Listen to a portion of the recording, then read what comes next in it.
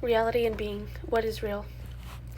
Metaphysics is the attempt to answer the question, what is real? You might think that reality just consists of physical objects. However, many people believed in gods and spirits, and what do we say about goodness, justice, or God, or economic forces?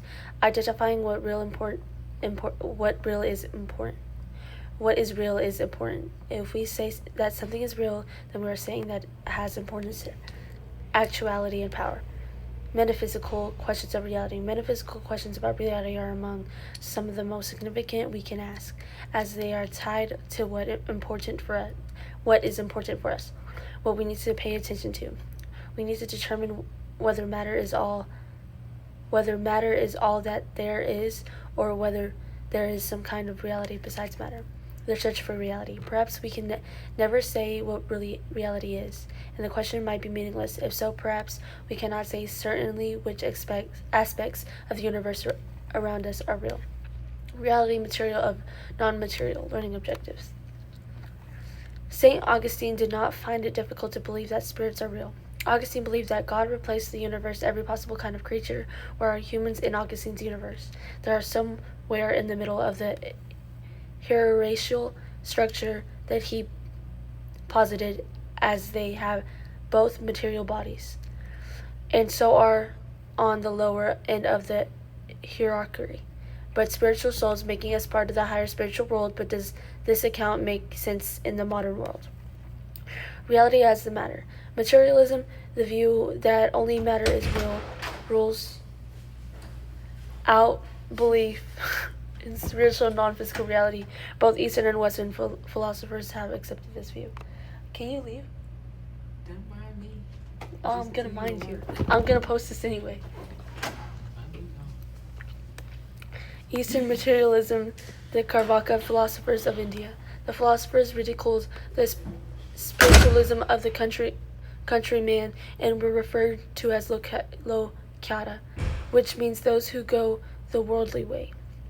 They believe that we gain knowledge of the world around us from sense perception, with other possible sources of knowledge such as inductive generalizing about what we observe, or deductive reasoning. The appeal to general statements to reach a logical conclusion, being invalid since all that we know is what we perceive through our senses, and what we perceive is material, then all that we can know is material. Western materialism. Democritus believed that reality could be explained in terms of matter, with the smallest pieces being atoms. In the classical ancient world and in Christian Europe, people lost interest in Democritian materialism, as they were more interested in working out how to lead a good and happy life and to attain salvation. But growing interest in the scientific method in the 17th century turned people's attention back to materialism. Hobbes, for example, thought all reality was composed of measurable matter. Even our mental states were just states of our material brains. Objections to materialism. The basic objection to materialism lies in its difficulty in accounting for human consciousness. Consciousness has three important features. First, it's always intentional. It's always directed to an object, whether real or fictional. Second, it's essentially subjective. That is, it's our inner first-person experience of the world. Third, unlike material things, it has no apparent location, mass, or volume. So if materialism is to be acceptable, many argue that it must explain or reduce consciousness in terms of physical states, but it seems that consciousness that features that cannot be reduced. In addition to this, it seems that the elementary particles from which the universe is composed are not matter as traditionally conceived, but more likely energy or fields or probability waves. To some extent, materialists have adjusted to these findings by revising that they conceive of as matter. But Werner Heisenberg in the 1930s held that we could not tell whether a particle has a definite location until it interacts with an observer. This seems to show that on its most basic level, the world is intertwined with the mind. Idealism. Reality as non-matter. Modern atomic theory has pushed some philosophers to claim that reality is more than matter, and some have held that we live in purely non-material world. The universe is only mind and idea. The development of Western idealism. Idealism is the view that reality is comprised only of minds and their ideas. This view is as old as the ancient Greeks, Pythagoras, and was formalized by Plato, who held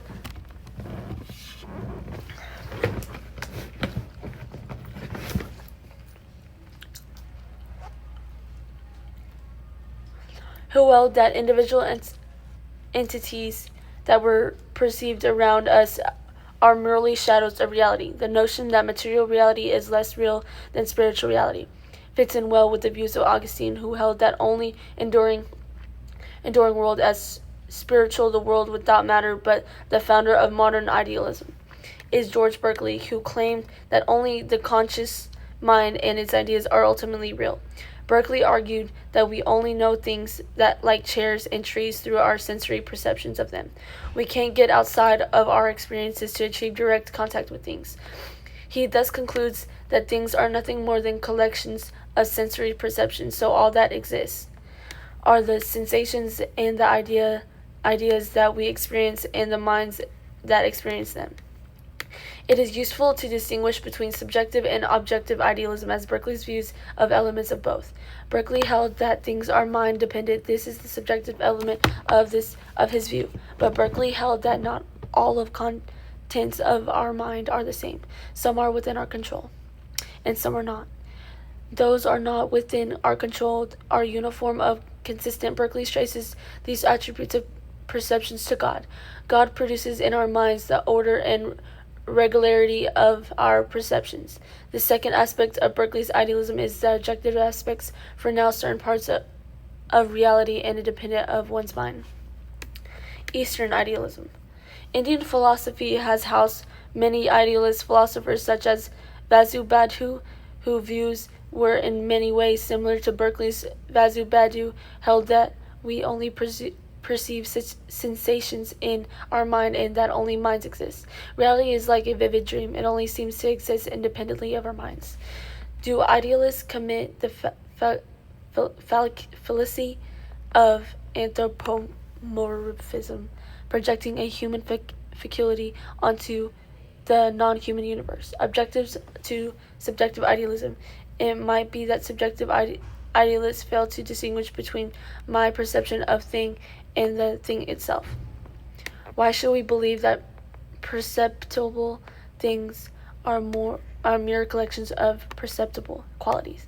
Why not just distinguish between perceptions and their objectives? Subjective idealism doesn't really answer the question of how things are so much as it dissolves it.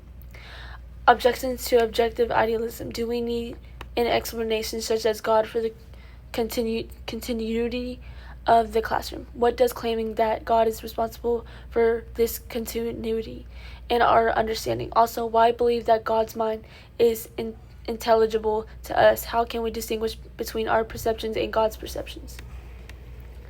To some, the debate between idealists and materialists is pointless, as it does not have any practical implications.